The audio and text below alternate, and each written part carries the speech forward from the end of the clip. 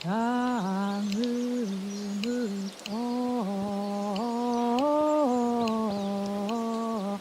얼기뱅의 뜻 모르시래 오랜 누떼고 thực 좀 되게 멋지뱅의 큰 땅과 소문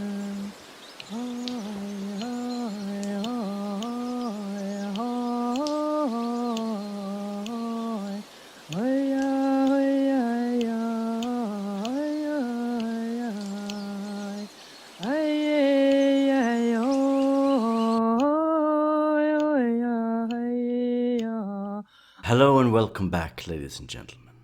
Today we're going to talk about a special people, not one person per se, but an entire group of people. A group of people who deem themselves as true humans. I'll tell you a little bit later what that means. But when an outsider came along, creating conflict, these people acted differently from anybody else, and they were not to be trifled with. Their warriors were some of the best, and you could not win against them. To make it simpler to understand what happened, I'll talk about a person named Semyon Dezhnev. Yeah, Russian names, yeah. Semyon. I'm just gonna call him Semyon. So Semyon was not a good guy, not at all. But he was an explorer of the far eastern parts of Russia, well, today's Russia. He's a Cossack. So how the world worked back then, or how Russia worked, the way Russia worked back then, that they didn't really have the eastern parts, but what they did was sending Cossacks. Cossack worked like sort of a mercenary group to go into different regions, but not directly mercenaries, but kind of odd their relationship to the state. But they are independent groups from the Russian military or from the king. But what they did was they built up small forts in different parts of Siberia. And these forts works like a center for tribute of the people around them. So people had to go there and give away big parts of what they owned to the Cossacks that would then later give it to the government or to Russia. And this is sort of how they got east, how they got Siberia. It wasn't by direct ownership or directly moving people there early on. It was just creating military forts and controlling it militarily.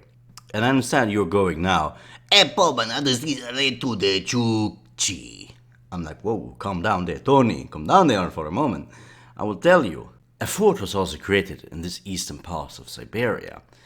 And they wanted it to go as it went everywhere else. They didn't expect anything special. They built it and then they thought, well, let's get tribute. But when they asked the people around, let's get some of that good tribute, no, that's not happening. Because now all of a sudden, a demon spawn has come. The true humans, the only humans alive on this earth, will not give anything to a demon spawn, a subhuman. Now, the actual facts on what sort of happened early on isn't clear, and I've seen a lot of conflicting arguments, some saying Semyon was an aggressor, really bad, kidnapped children, just did many things, and then other sources that tell like Semyon, regardless of what he did, didn't, like, even if he did it with friendly intentions, couldn't have done anything because they just viewed him as, well, a demon. They didn't view him as a human. They viewed him as so lesser than him that they would never give him up to anything or give parts of like reindeers or whatever they had to Semyon. But regardless of the actual reasons early on, one thing that you have to give credit for is the fighting. Holy moly macaroni, they were some amazing fighters.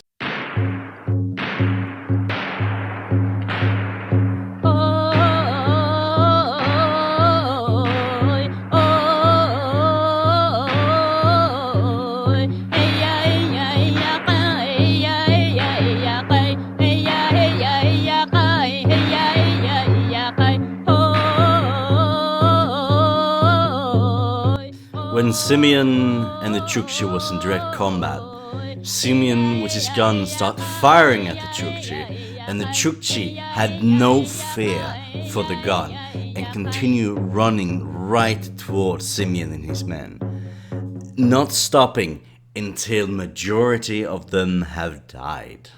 With many of these types of conflict occurring all the time, where Semyon tried to, with his weapons, with his superior technology, beat the Chukchi and never managed, they didn't have a choice. They had to leave, and Semyon actually did leave the fort. Now the Russians came back to this area much later, but for Semyon and the Cossacks, they were defeated by the Chukchi, the warriors who had no fear.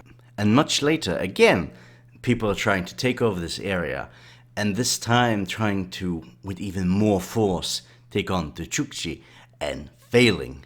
For example, I'll read. The Chukchi was prepared this time and staged an elaborate show for his benefit. They withdrew their dares from the Anderastrog, waited until Pavlotsky came out with his war party and baited him into a trap. The commander, by then an expert in the enemy's strategy and trickery, ended up falling prey to his own lack of patience and was killed because of it. Again and again, you cannot beat the Chukchi in war. They will even outsmart the smartest of your men. What they have that you do not have is an understanding of their own environment. That is their homeland. And it's not easy taking it from them. Now, you need to understand that they were actually colonized much later, but it's when the Russians changed strategy. Instead of going much more with force, they traded with them. They set up sort of marketplaces for them, and said, hey, with whatever you have, we will give you some. And then with relations of trade, it became a part of the Russian Empire. The proper annexation of the Chukchi land didn't happen until the Soviet Union. While on a map, it always seemed as Russia owned this territory, and it did to a certain extent, but they never really had full control over it until the Soviet Union. To understand the idea of true human, we need to look at their religion, and I've done some research on this, and I did record this part previously, but forgot to record. So I had to do this again. So do join in to me when we understand why they feel so special. They feel special because of their relations with the cosmos, and I'm here to explain why. So every aspect of the cosmos, the sun, the moon, the stars and many other things, have special relations with the Chukchi, and they have back and forth relations with the cosmos. I will give you many examples of this. For example, the sun is depicted as a man in shining clothes. He travels around the sky in a dog sled or reindeer team. He extends one of his rays to Earth, married an Earth-born girl, pulled her up to the sky with the rays, and every evening the sun returns to his wife. The wife is called Kvarana, woman who goes around. It can be gathered from the name that in Chukchi mythology, the sun and his wife lives a nomadic life. And this is also what makes them very special. It's not only that the cosmos are sort of extra special beings. They are, but they also resemble the life of the Chukchi. The moon, on the other hand, is also a man and a being in one person. The Chukchi views him as the opposite of the sun. The moon is an evil spirit. The moon helps to carry out wicked schemes, to cast curse and spells on others. The moon should not be looked on for too long, because if one does, they become mad and is taken away from Earth. The moon has a Chad lasso, which he used to catch people and pull them to him. He has already caught a boy or a girl, or both of them, with that lasso, and dragged them to his abode on the moon. The stars are used as navigational points, but also as a way of helping with getting healed. You make a sacrifice to the stars, and in return, you will get healed. I find it quite an interesting part here while reading why the isolation has become such a big thing for them. I'll read. The fact that no one knew the exact extent of the Chukchi land and the size of its population certainly contributed to the former development.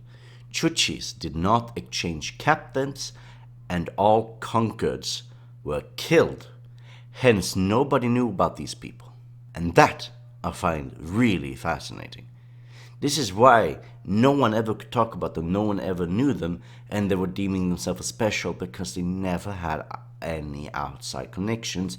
And if someone lost, they died. If they captured someone, they died. And they never gave away their people to anybody. Now I've spoken about the Chukchi like great warriors with an interesting religion, yada yada. But the interesting part is when they became part of the Soviet Union, they became scrutinized as every other group. And they're a bit different, but they're really fun. Now, this also changes the view that people had on Chukchi. Now, a Russian, when talking about Chukchi, they would not see this great warrior. They would see a joke. They would see like, yeah, it's just a guy living in a really, really cold area. Let's make a joke. I'll tell them to you here. Why did you buy a fridge if it's so cold in the tundra? Why is minus 50 degrees Celsius outside Yaraga, is 10 degrees inside, is minus 5 in fridge, one place odnako. A Chukcha came into a shop and asked, "Do you have a color TVs?" "Yes, we do. Give me a green one." A Chukcha applied for membership to the Union of Soviet Writers. He asked what literature he was familiar with. "Have you read Pushkin?" "No." "Have you read Dostoevsky?" "No." "Can you read at all?" The Chukcha, offended, replied, "Chukcha not a reader, Chukcha writer." Chukcha and a Russian geologist go hunting polar bears. They eventually track one down. Seeing the bear, the Chukcha shouts, "Run!" and flees. The Russian shrugs, calmly raising his gun, and shoots the bear. "Russian hunter, bad hunter," the Chukcha exclaims. 10 kilometers to Yalaga. You hold this bear yourself." A Chukcha returning home from Moscow is meeting with grand excitement and interest from his friends. "What is socialism like?" "Oh," begins the Chukcha in awe. "There, everything is for the betterment of man. I even saw that man himself." Thank you for joining my Chukcha stand-up. I'll be leaving you lads today, and I'll see you around.